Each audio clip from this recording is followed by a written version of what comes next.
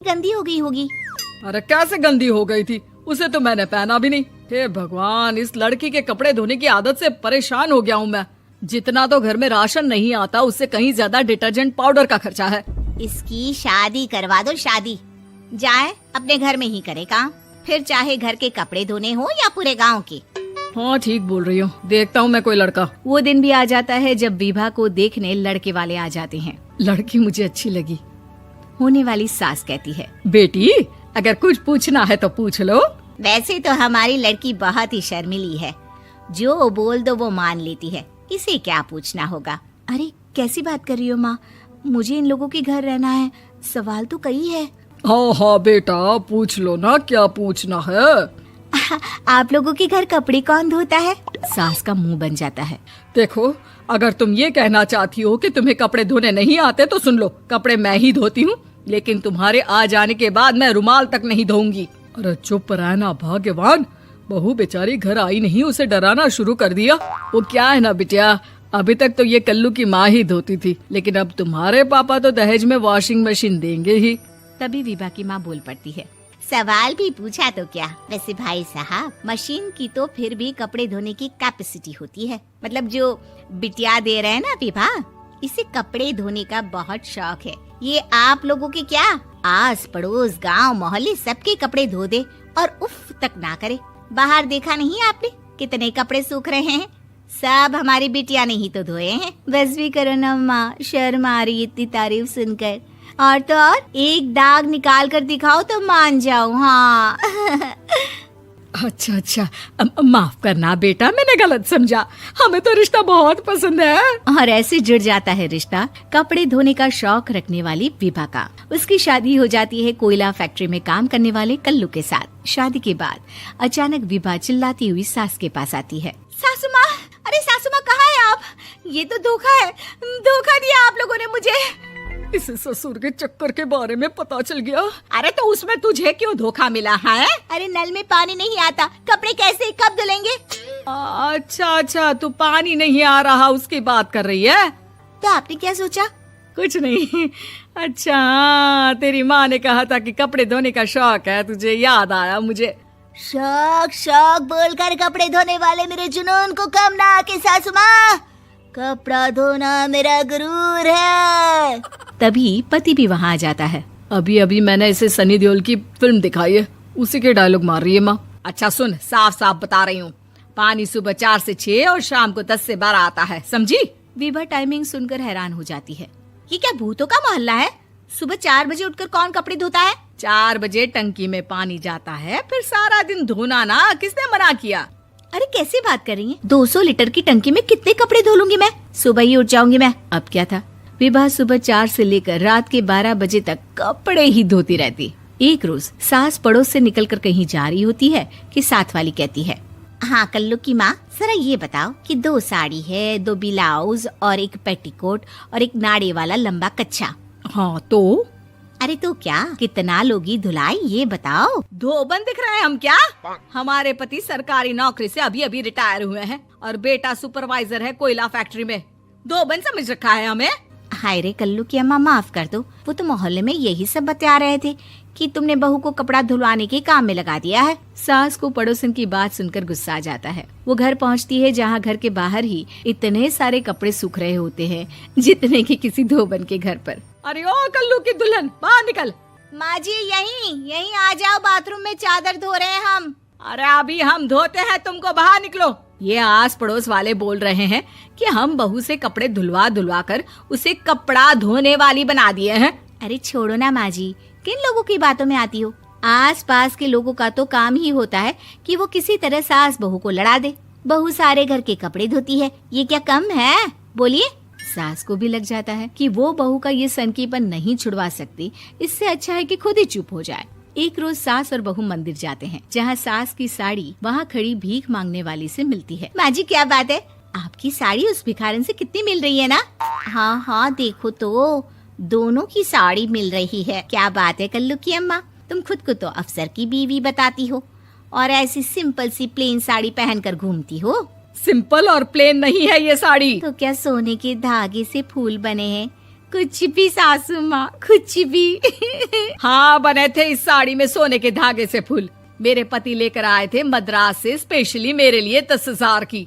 ताहे भाई साहब इस भिखारन के लिए भी सेम टू सेम साड़ी लेकर आए होंगे 10,000 की। सास उस वक्त तो कुछ नहीं कहती, लेकिन बहू के साथ घर आती है और अलमारी से एल्बम निकाल कर लाती है। ये साड़ी देख रही है, ये वही साड़ी है जिसे मैंने अभी पहना था। इस साड़ी में ये जो चमकदार फूल दिख रहे हैं ना, ये सोने के धागों से काढ़े गए हैं। लेकिन तू लोकल वॉशिंग मशीन ब्रश से घिस घिस कर सारे फूलों को निकाल कर साड़ी प्लेन कर दी। मुझे माफ कर दीजिए सासू माँ। और तो और, जब मैंने तुझे तेरी गलती के लिए कुछ नहीं कहा, लेकिन तूने तो सबके सामने मेरा मजाक ही बना दिया। क्यों? बहू को समझ में आ जाता है कि अब से उसका कपड़े धोना बंद।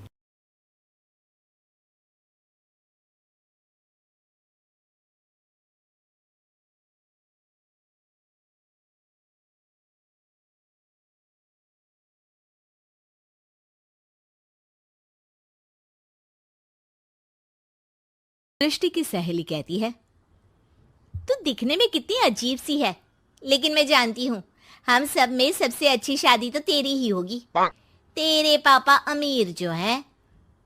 और बता नहीं सकते यार, दहेज तो हर कोई देता है, ये क्या ज्यादा ले जाएगी अपने पति के लिए? अरे बड़े शहर में कोठी है इसके पापा की। अरे पापा की है ना, कौन सी इसकी है? इसकी होती तब तो कोई भी लड़का इससे शादी कर लेता। अरे पापा की मतलब पापा की है तो मेरी ही है ना? किसने कहा? अब तेरी तो तब होगी ना जब तेरा भाई ना हो। वैसे भी शादी के बाद सारी प्रॉपर्टी भाई के नाम होती है। सृष्टि समझ जाती है कि उसे किसी भी हालत में माँ बाप की सारी प्रॉपर्टी को अपने नाम करना है, लेकिन कैसे? एक दिन सृष्टि का भाई शीनू कहता है, बहन क्या कर रही है? तुझसे एक बात करनी है।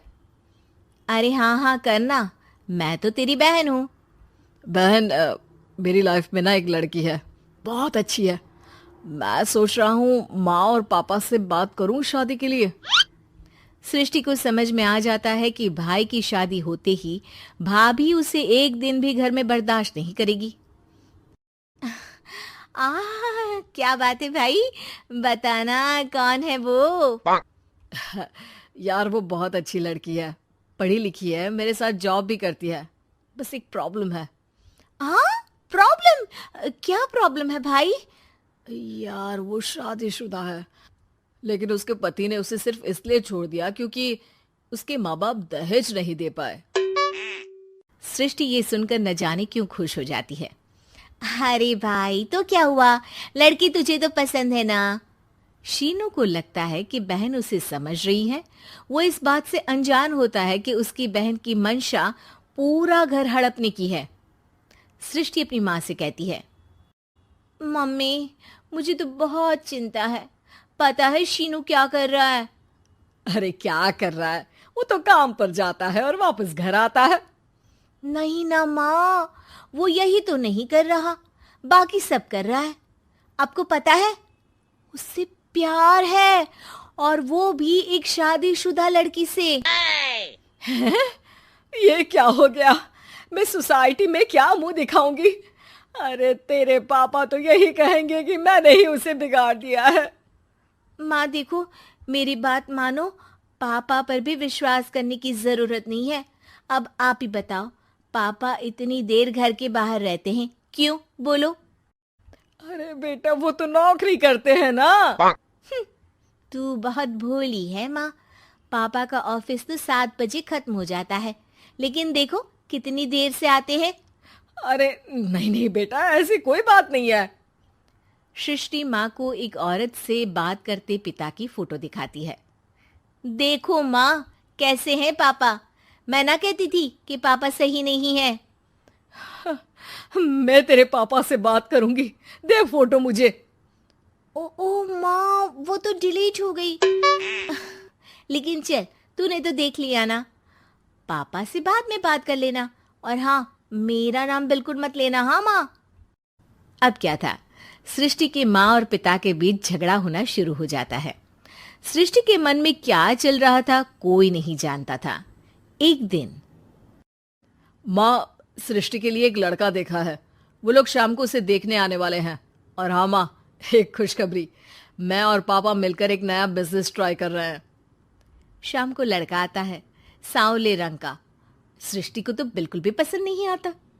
लड़की की माँ कहती है, लड़की का चेहरा तो कोई खास नहीं, लेकिन अगर मेरे बेटे को आप लोग सेटल कर दें तो मैं उसकी शादी आपकी बेटी से करवा दूं। सृष्टि को लड़का बिल्कुल पसंद नहीं था। उसे भाई पर गुस्सा आ जाता है।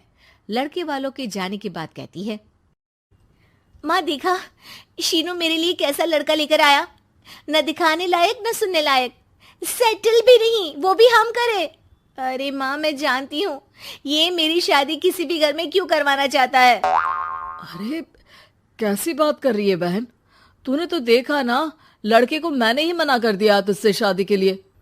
जिसने लड़का बताया था उसने उसकी बहुत तारीफ की थी। बात आई गई हो जाती है, लेकिन सृष्टि का मन शांत नहीं होता। क्या करूं, कुछ समझ में नहीं आ रहा। मेरी शादी हो गई तो ये लोग पूरी प्रॉपर्टी शीनू के नाम कर देंगे, मेरे हाथ तो कुछ लगेगा ही नहीं। तभी सृष्टि को आइडिया आता है। वो किसी वकील को फोन करती है।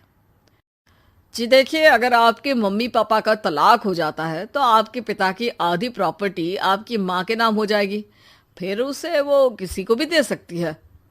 सृष्टि अब माँ को बेटे के खिलाफ भरती है। माँ, शीनू पर नजर रखा करो, वो जिस लड़की के प्यार में है ना, वो शादीशुदा है।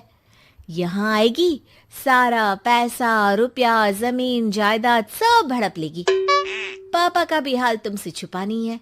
ऐसा ना हो कि मैं और आप एक दिन सड़क पर भीख मांगे। हे भगवान, मैं तो जीते जी मर जाऊंगी अगर ऐसा हो गया तो। ऐसा हो गया नहीं माँ, ऐसा ही होगा।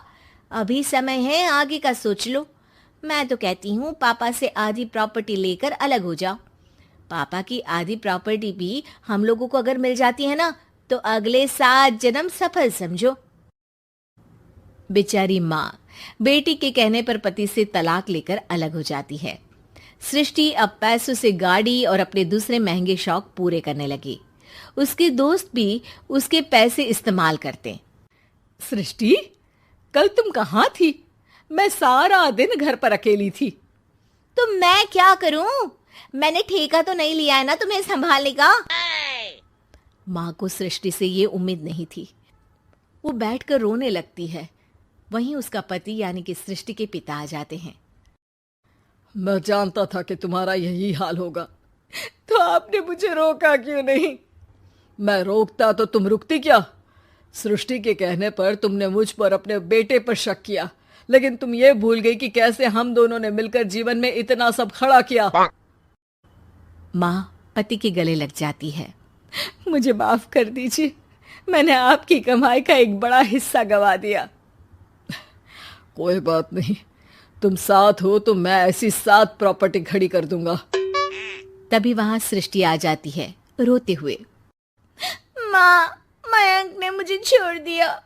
वो बोल रहा था जब तक मेरे पास पैसे थे तब तक ही वो मेरे साथ था। पापा, माँ, मुझे माफ कर दीजिए।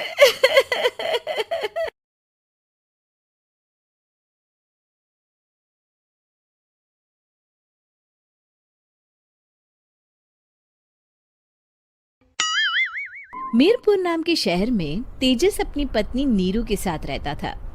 पति पत्नी दोनों ही नौकरी करते थे। एक दिन तेजस गांव अपनी माँ के पास फोन करता है। हेलो, प्रणाम माँ। जीते रहो माँ, तुम दादी बनने वाली हो। अरे वाह, ठीक है बेटा, मैं कल ही आती हूँ। जब माँ जी शहर पहुंची तो बेटे बहू ने बहुत अच्छे से स्वागत किया। लीजिए माँ जी चाय। अरे गर्मा गर्म पकोड़े ले आओ माँ के लिए। नीरू रसोई में गई और 2 मिनट में ही पकोड़े ले आई। जी ये लीजिए। बहू जादू से बनाए हैं क्या? अभी तो रसोई में गई थी। यमी। माँ जी, शीला रसोई में पकोड़े तल रही है, मैं बस लेकर आई। हे भगवान, मेरा धर्म भ्रष्ट कर दिया तूने। अब तो गंगा जल से शुद्धिकरण करना होगा।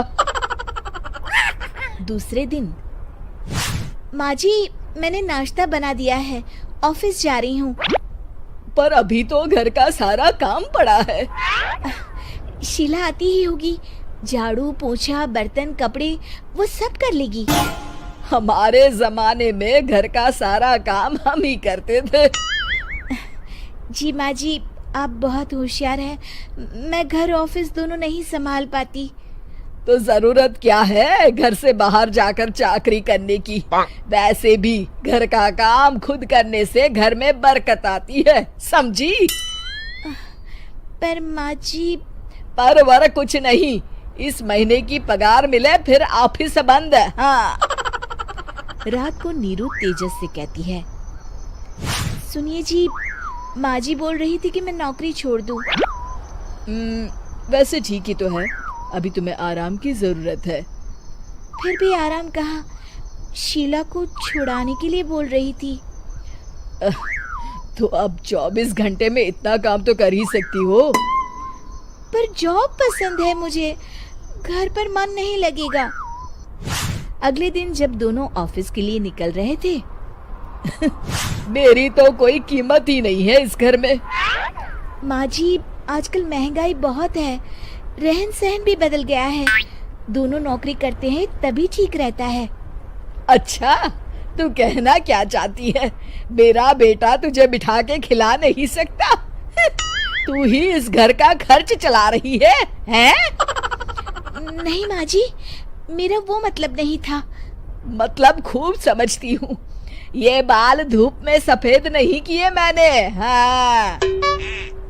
अब तो ये रोज का काम हो गया था। तेजस भी रोज की झिकझिक से परेशान हो गया था।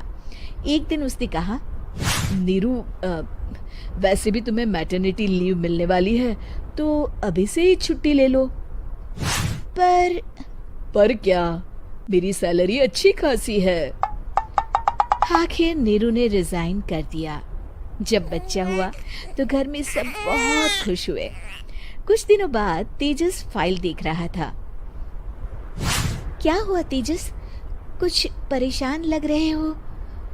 हाँ, वो हमारी जितनी सेविंग्स थी वो तो हॉस्पिटल में और छठी के फंक्शन में खत्म हो गई है नीरू। और अभी वैसे मंदी चल रही है तो मैं बोल रही थी कल मुन्ना को हेपेटाइटिस का टीका लगवाना है। नीरू, क्या पोस्टपोन नहीं कर सकते? नहीं जी, बिल्कुल नहीं। अब तेजस को समझ में आ रहा था कि उससे गलती हुई है।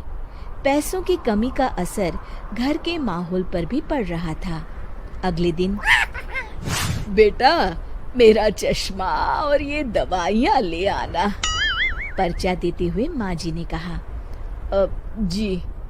तेजस, मुन्ना के लिए दूध का डिब्बा और डायपर भी ले आना, और ये किराने के सामान की लिस्ट है, इसे भी लाना है। तेजस गुस्से में लिस्ट मरोड़कर फेंकता है और चिल्लाता है, पैसे क्या पेड़ पर उगते हैं? ये ले आना, वो ले आना। अरे पर ये जरूरत का सामान ही है। वो गुस्से में बिना कुछ कहे ऑफिस चला गया। अरे लंच तो ले जाइए।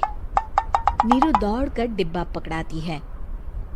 एक दिन खाना खाने के बाद, नीरू,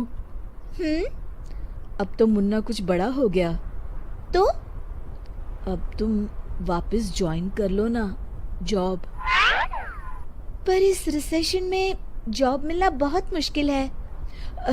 ट्राई तो करो। फिर मुन्ना? माँ जी है ना, और एक फुल टाइम मेड भी लगा लेंगे। पर माँ जी, उन्हें तो पसंद नहीं। तभी माँ जी वहाँ आ जाती है और प्यार से नीरू के सर पर हाथ फेरते हुए बोलती है, अब मेरी समझ में आ गया बहू, पहले के और अब के समय में अंतर है। तुम काम शुरू करो, मुन्ना की जिम्मेदारी मेरी। मेरी प्यारी माँ जी। ये कहकर नीरू उनके गले लग गई। शिक्षा परिवर्तन संसार का नियम है, हमें भी समय के साथ चलना चाहिए। उम्मीद है कि आपको हमारी ये कहानी पसंद आई होगी। कृपया हमारे चैनल को सब्सक्राइब करें और सभी अपडेट्स के लिए बेल आइकन जरूर क्लिक करें। और हाँ, वीडियो लाइक और शेयर करना मत भूलिएगा। Bye bye. ये बात सच है कि हम लोग एक अच्छे दौर से नहीं गुजर रहे हैं। कोरोना वायरस से हमारा देश ही नहीं पूरी दुनिया प्रभावित है और सबसे ज्यादा प्रभावित है हमारे डेली वेज वर्कर्स, जो देश के अलग अलग कोने से आते हैं रोजगार के लिए, ताकि वो अपना और अपने परिवार का पेट पाल सके। गिव इंडिया, एक्शन एड और हेलो लाया है मैं भी कोविड वॉरियर, एक इनिशिएटिव जिसमें हम सब साथ आए और कोविड-19 से लड़े। So join the cause and support our daily wage workers. जय हिंद।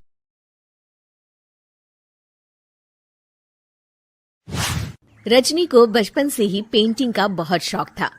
वो हमेशा से ही पेंटर बनना चाहती थी, पर उसके माँ और पिताजी ने उसको कभी भी इस चीज के लिए सपोर्ट नहीं किया और उसकी शादी नीरव से हो गई।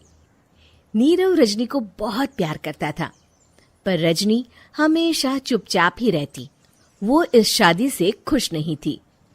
वो ये शादी नहीं करना चाहती थी। उसे तो हमेशा से पेंटर जो बनना था। अपने इस सपने को वो नहीं पूरा कर पाई, इसलिए वो हमेशा उदास रहती थी। रजनी, बहुत ही बढ़िया फिल्म लगी है, कल देखने चले? नहीं जी, कल मुझे बहुत काम है, मैं नहीं जा पाऊंगी। अच्छा तो कोई बात नहीं, संडे को चलते हैं। देखिए, मुझे फिल्म देखना पसंद नहीं है। आपको जाना है तो चले जाइए। नीरव को मना करके रजनी वहां से चली जाती है और अपने बैग को खोलकर उसमें बंद पड़े ब्रश और कलर्स को देखकर रोने लगती है। रजनी, चलो ना कहीं बाहर खाने चलते हैं, कुछ तुम्हारी पसंद का। जी, मुझे नहीं जाना, मेरी तबीयत ठीक नहीं है। रजनी वहां से चली जाती है। नीरव को समझ नहीं आता कि रजनी उससे इतना दूर क्यों रहती है। वो जब भी उसके साथ वक्त बिताना चाहता है, रजनी कोई ना कोई बहाना बना देती है। एक दिन घर पर कोई नहीं था। रजनी घर का सारा काम जल्दी से खत्म कर लेती है। घर पर अकेले होने के कारण वो सोचती है कि वो आज पेंटिंग करेगी। वो अपने कमरे में जाकर पेंट ब्रशेस और कलर्स निकालकर जैसे ही कलर मिक्स कर रही होती है कि दरवाजे पर बेल बज जाती है। अब कौन आ गया इस वक्त? इतनी मुश्किल से तो मुझे पेंट करने का मौका मिला है। रजनी दरवाजा खोलती है तो उसकी सास अपनी सहेलियों के साथ खड़ी होती है और सब घर के अंदर आ जाते हैं। अरे बहू, सबको शरबत बनाकर पिला दे, बाहर तो बड़ी गर्मी है। उफ। जी। रजनी पेंट ना कर पाने से उदास हो जाती है। उसे गुस्सा भी आ रहा होता है कि उसने इस शादी के लिए हाँ क्यों कह दी। वो रसोई में जा रही होती है कि उसकी सास उसे रोकती है। बहू, सबके खाने का भी इंतजाम कर लेना, आज का लंच तो ये सब यहीं करेगी। हाँ। रजनी बिना कुछ कहे रसोई में चली जाती है। सबके लिए खाना बनाती है। सब खाना खाते हैं और रजनी घड़ी देखती है कि ये सब कब जाएंगे ताकि वो अपनी पेंटिंग कर सके। जब शाम होती है तब सब चले जाते हैं अपने घर। अरे बहू, सब तेरे खाने की तो बहुत तारीफ कर रहे थे, सबको बहुत अच्छा लगा खाना। आपको मुझे सुबह बताना चाहिए था ना कि आपकी सहेलियां आ रही हैं। पता भी है कितना वक्त लगा सारा खाना बनाने में। अरे बहू, तू ऐसे कैसे बात कर रही है मुझसे? तो और कैसे बात करूं? मैं इस घर की कोई नौकरानी नहीं हूं कि इतना काम करूंगी। रजनी अपने कमरे में जाकर दरवाजा बंद कर लेती है। शाम को जब नीरव आता है तो उसकी माँ उसे पूरी घटना के बारे में बताती है। क्या रजनी ने आपसे इस तरह बात की माँ? हाँ, और पता नहीं उसे क्या हो गया है, शाम से बाहर भी नहीं आई है। मैंने तो कई बार आवाज दी, खाना भी नहीं खाया उसने। तू ही बात करके देख ले बेटा। नीरव अपने कमरे का दरवाजा खटखटाता है। रजनी, दरवाजा खोलो, मैं हूं। रजनी दरवाजा खोलती है और फिर वापस जाकर अपने बिस्तर पर लेट जाती है। रजनी, माँ से बात करने का ये क्या तरीका है? मैंने कोई गलत बात नहीं की है। अरे तुम क्यों ऐसे बर्ताव कर रही हो सबके साथ? क्या तुम इस शादी से खुश नहीं हो? रजनी कुछ नहीं बोलती। अरे बताओ मुझे रजनी, क्या ये शादी तुम्हारी मर्जी के खिलाफ हुई है? हाँ, मैं ये शादी कभी नहीं करना चाहती थी। तुमसे क्या, मैं किसी से भी शादी नहीं करना चाहती थी। रजनी रोने लगती है। चुप हो जाओ रजनी, बताओ मुझे तुम क्यों नहीं करना चाहती थी शादी? रजनी बेड के नीचे से अपने पेंटिंग्स, कलर्स, ब्रश, पेपर्स निकालती है। इतने में उसकी सास भी कमरे में आ जाती है। ये देख रहे हो, ये थे मेरे सपने। मैं पेंटर बनना चाहती थी, पर माँ पापा ने कभी सपोर्ट नहीं किया और मेरी शादी करवा दी। मेरे सारे सपने टूट गए। हर वक्त बस गुस्सा आता रहता है मुझे। मैं जानती हूँ कि आप लोगों की इसमें कोई गलती नहीं है, पर मैं क्या करूं, मुझे समझ में नहीं आता।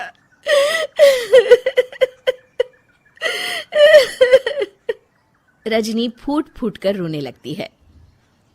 मुझे माफ कर दीजिए, आप दोनों के साथ मैं बहुत बुरा बर्ताव कर रही हूँ। अरे रजनी बेटा, चुप हो जाओ तुम। नीरव पानी लेकर आता है। ये लो पानी पियो और शांत हो जाओ। रजनी पानी पीती है और उसकी सास पेंटिंग्स देख रही होती है। अरे नीरव, हमें तो पता ही नहीं था कि हमारी बहू कलाकार है। अरे कितनी अच्छी पेंटिंग्स बनाई है, देखो तो। ये वाली तो मैं अपने कमरे में ले जाऊंगी। आपको ये पेंटिंग्स अच्छी लगी? अच्छी नहीं, बहुत अच्छी लगी। और तुमने हमें बताया क्यों नहीं? तुम जब चाहे पेंटिंग कर सकती हो रजनी। हम तुम्हारे सपनों को पूरा करने में तुम्हारा पूरा साथ देंगे। हाँ बेटा, हम कला की कद्र करते हैं। हम कलाकार तो नहीं, पर मुझे गर्व है कि मेरी बहू एक कलाकार है। रजनी, नीरव और सास तीनों हंस पड़ते हैं।